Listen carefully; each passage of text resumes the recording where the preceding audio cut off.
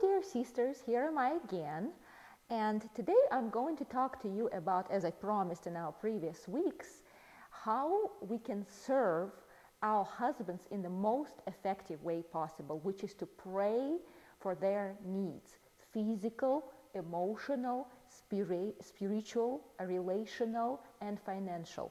Every area of our husband's life should be covered with our prayers. We are their helpmates. We help them by covering them with prayer. So I hope you're ready. I hope you're free from all bitterness towards your husband. I hope you're free from all unforgiveness. I hope you learned through the previous weeks how to rest before the Lord and seek His face so you can control your mind and set your mind on things above and not on things of the earth. So I hope all the previous weeks were fruitful in your life. So here we are. Now we're going to go into something extremely practical. And I wanted to show you something really quick. I hope you will be able to see it. I would like you this week to start a binder where we will be able to put all our prayer forms. It will be almost like a prayer book for you with all your prayer requests from your husband and things like that, that you will be able just to file in one place and you will never ever lose them. So here is my prayer binder, which says, Serving Your Husband, Weekly Practical Online Discipleship Guide. And actually, if you would like to request these forms, please send your email to crytogod@msn.com, and I will send those forms to you. Just, of course, obviously specify your email. And drop me a couple of lines about how your weeks of this discipleship course have been going for you. So let me know, because it's extremely encouraging for me when you share about breakthroughs in your life. One lady shared about that the Lord revealed that she had bitterness towards her husband, and the Lord revealed it to her through my messages. So that was extremely encouraging. So please keep sharing. So what we are going to do this week is we are going to put together a list, which is going to be called Prayer List 1. And in this Prayer List 1, we are going to cover, as you can, I hope you will be able to see, but if not, obviously, ask for the forms and I will be able to send them to you. We will write spiritual needs, physical needs,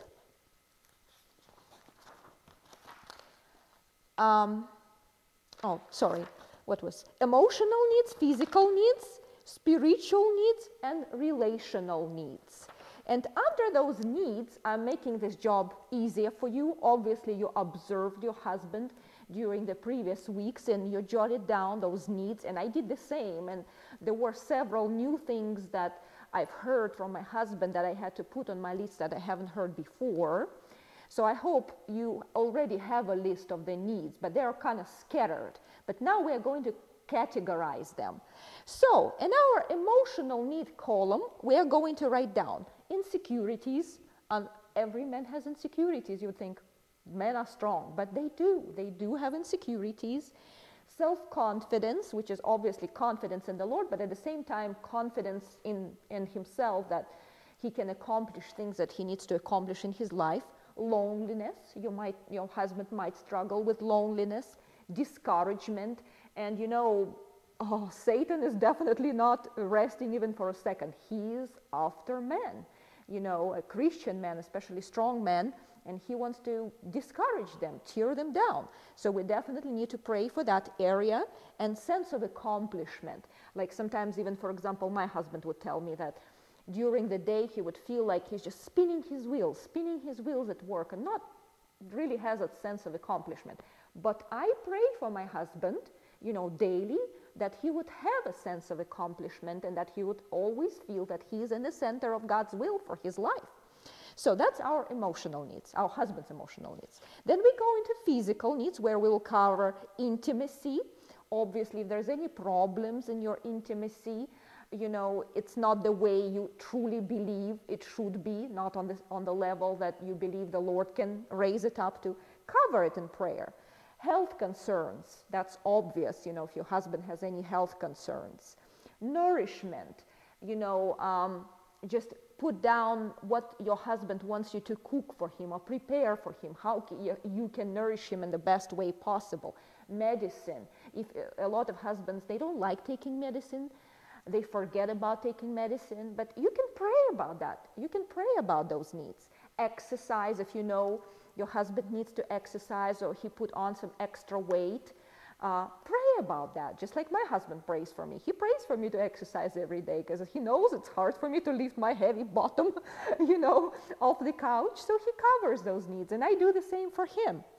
So on weight, just like what I just mentioned, if he has any excessive weight, you can pray for that the Lord will give him grace and strength to exercise. Then we come to our spiritual needs. Here we will talk about, I'll pray about devotionals, that his time with the Lord will not just be religious or mechanical or, just to put that little cross, on the schedule of the day. No, that he would really go deeper in his relationship with the Lord. So we cover that. I do that every day for my husband, that his time with the Lord will be deep and that he will get deeper revelations about the Lord's character, his love for him, and etc. Then we will pray for that our husbands would use their spiritual gifts. We know, that the Lord gave each one of his children spiritual gifts, but sometimes, we go through our life without actually being able to use them for the edification of the body.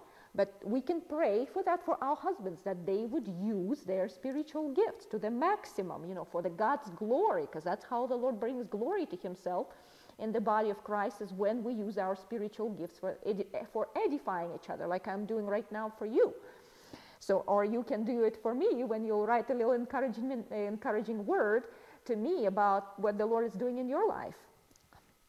So accountability, having a discipler, that the Lord will provide a strong Christian man for your husband to be discipled by, or to disciple, that the Lord will provide disciples for your husband, that he can impart his wisdom into, having disciples.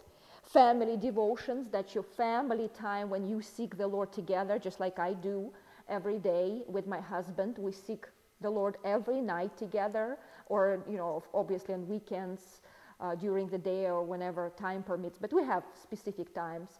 So we can cover that. Sharing the faith, that your boldness, that your husband will be bold in sharing his faith. Those are all spiritual needs.